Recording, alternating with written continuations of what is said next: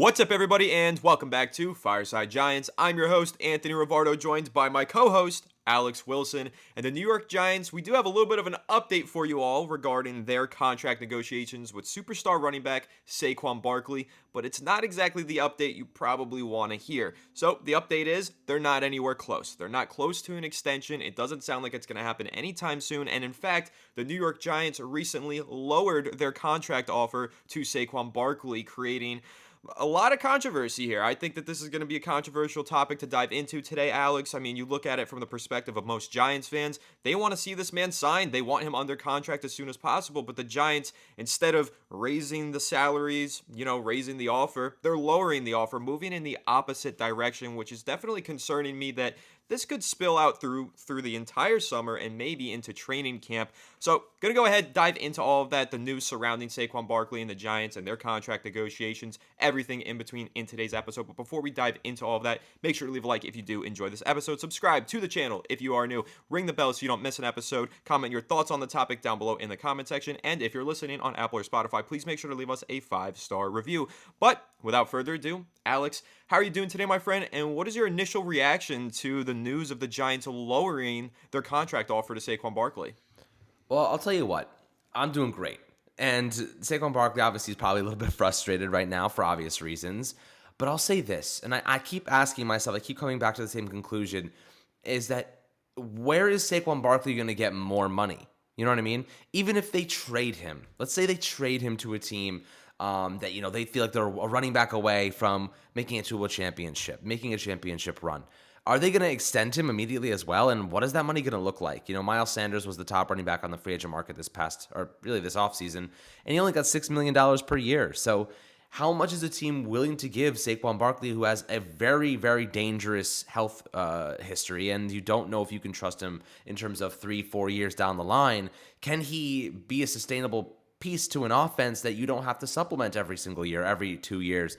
Is that something that you're worried about? Now, I think that it's always fair, not just Saquon Barkley, any running back, you have to assume that they're going to miss time at least at some point during a season because of an ankle injury or a knee injury or a shoulder or a neck, whatever it might be. These guys take a beating. I mean, it's a very injury-prone position for obvious reasons. Saquon Barkley is obviously no surprise there that he's been hurt a lot in the past because a lot of running backs have been. But I'll kind of argue this. I think that the Giants, and I'll play the side of the Giants right now. I think what they're doing is really smart. They're looking at the market. They're saying, well, since we actually offered you $13 million, it's gotten worse. The market's gotten worse. You're not going to get anywhere close to that. A lot of analysts, a lot of agents and anonymous executives are coming out saying, no one's paying running backs like this anymore. No one thinks that even he should break. Some people don't even think he should break $10 million per season, let alone 12 or 13. So, with all of the consensus narratives coming out that he's not going to get top dollar, is it time for Saquon to think to himself? And I know they'll never do this. If you're a player, you want to get the max money you want. Obviously, you want to get as much as you possibly can. I don't blame him for that. I think they deserve to get what they're worth for what it's worth on our perspective. But in the reality, if you're looking at the Giants' perspective of this, the business side of it, they have no reason to go above and beyond. You know what I mean? Like, you have a player who has missed a significant amount of time. You have a player who is not actually going to be the single focal point of the offense anymore. Saquon Barkley was fed out of this world reps because we had nobody else. We're giving this guy 25, 30 touches a game. You can't do that to running backs. You can't give running backs that much action and expect them to stay healthy. That's why by the time the end of the season rolled around, he was not playing altogether great, and he was hurt, and I felt terrible for him because we have no receivers. Our offensive line is spotty. But now you go get Darren Waller. You have Jalen Hyatt. You bring back a slew of offensive weapons. And this offense is naturally going in a more offensive, pass-happy style. You look at what the Chiefs do. You're going to see Darren Waller become like the Travis Kelce of this offense. You saw what the Buffalo Bills do. They have been using a duo of running backs for years, Zach Moss and Devin Singletary, and then James Cook. They're constantly drafting mid-round running backs to supplement that position, and they have one of the best offenses in football. And the Chiefs, arguably, I would say they do have the best offense in football, and they had a, sixth-round pick in Isaiah Pacheco starting for them pretty much the entire postseason and the back end of the year. I mean, Clyde Edwards-Helaire, their first-round pick, is now nowhere to be found. So, look, I love Saquon as much as the next guy. I think that he deserves to be paid his worth, but the question is, what is his worth right now? His worth is what the market indicates, and unfortunately, the market has deteriorated in the Giants' favor. And the truth is, I think that I'm very much attached to Saquon because of how great of a guy he is and how electrifying he can be. Those big 40-yard runs, those 60-yard runs for touchdowns, the locker room presence. He's a captain. There's a lot of variables here that play an important part of how we see him and view him as an essential piece to this offense. But the truth is, you look around the league, like, what would you rather have? Like Saquon Barkley or, a really high potent passing attack? You know what I mean? Like, you answer the question. I don't know. I would assume a passing attack because that's what good offensive Super Bowl caliber teams are doing these days. But I have to think to myself right now, is Saquon Barkley worth $13 million per season? The market says no. So, you're not going to be overpaying for a player anymore. Like, this isn't Dave Gettleman's team anymore. We're not overpaying players that probably shouldn't be getting that much money because a lot of those contracts ended up being duds or whatever it might be. But I do hope they find a good middle ground with Saquon Barkley. I think that he deserves to be here. I think that he's been one of the only constants on this team for a long time. And for what it's worth, he's put his heart and soul into this team. And to cut him now, to not be fair to him now, would be a huge slap in the face. You know what I mean? He has been our offense. He has put it all out on the field for us. He's done everything he can to be the best version of himself for this team. So I do feel as though being fair toward him is just general good business. But I don't think overpaying is good business either. So it's got to be fair. But the question is, fair is a two-way street, you know what I mean? Like, they think something's fair, the Giants think something else is fair. Eventually, there'll have to be a compromise where they meet in the middle. We just don't know how far the Giants are willing to go. Yeah, we don't know how far the Giants are willing to go. The main thing here is that the Giants are not offering the guaranteed money that Saquon Barkley and his representatives want to see. And that's the main thing that we don't know. We see all these different contract offers and rumors and reports. Saquon Barkley rejected $14 million per season, but it was incentive laden. We don't know how much of that money was actually guaranteed in the contract, and that's the main sticking point here. Ryan Dunleavy of the New York Post wrote an article really breaking it all down, and also offering that new information about the Giants lowering that $13 million per season after the NFL draft. He also mentioned that that $14 million salary was heavy with incentives. The Giants were not offering much in the way of guaranteed money in that contract. And again, that's the problem here for Saquon Barkley. Dunleavy broke it down really well, kind of explaining this franchise tag that Saquon's on right now, $10.1 million fully guaranteed. Now, if he were to play on this tag, get a second franchise tag, that's $12.1 million guaranteed. So the basement for any contract negotiations for the New York Giants at Saquon Barkley, it has to have $22 million guaranteed for the next 2 seasons in that contract. Even if it's a 3-year deal, a 4-year deal, whatever it is, Saquon Barkley needs at least 22 or more million dollars guaranteed in the first 2 years. Otherwise, it doesn't make any financial sense for him to take a contract because he's already guaranteed 22 million on the franchise tag. Barkley, if he's banking on his health, he's banking on his skill level, he can play on the franchise tag and he can cash in again on the franchise tag next year at the top of the market for $12 million. And if you're Saquon Barkley, that's what you're going to do. There is no need to rush into signing any contract unless you're getting that money, getting that $22 million. That's the floor here. And Dunleavy interviewed Joel Corey, a contract expert, NFL contract expert of CBS Sports, and he said, if the assumption is that only his first 2 years are guaranteed for just $22 million, there's no deal to be made then. I would counter with the last time a running back was franchise tagged and got a long-term deal, the Titans didn't do Derrick Henry that way. They gave him $25.5 million guaranteed over 2 years. End quote there. So putting that quote into perspective, the Giants situation with Saquon, they have to give him at least $22 million because of the franchise tag for the next 2 years. They're apparently not even offering him that 22. If you look at it from how the Tennessee Titans handled the situation with Derrick Henry, they offered him 25 over those first 2 years to make sure that he at least got the franchise tag value and then a little bit more. The Giants aren't doing that with Saquon Barkley. So what is their intention with Saquon Barkley? That's where I start to question this whole thing. Are they even committed to signing him to a contract extension extension this offseason?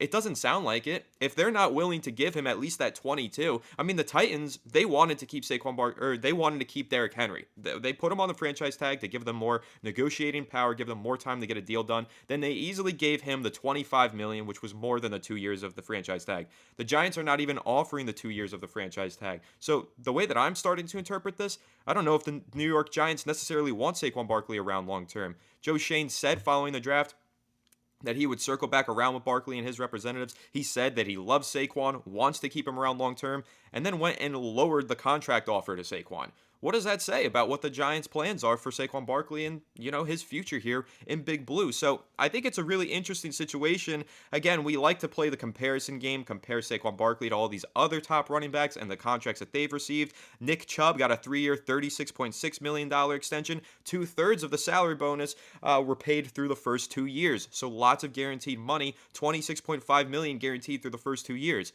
This is normal for the running back to make at least the franchise tag amount, and the Giants are not offering Saquon Barkley the franchise tag amount. So again, my question is, do they even want to sign him to this extension?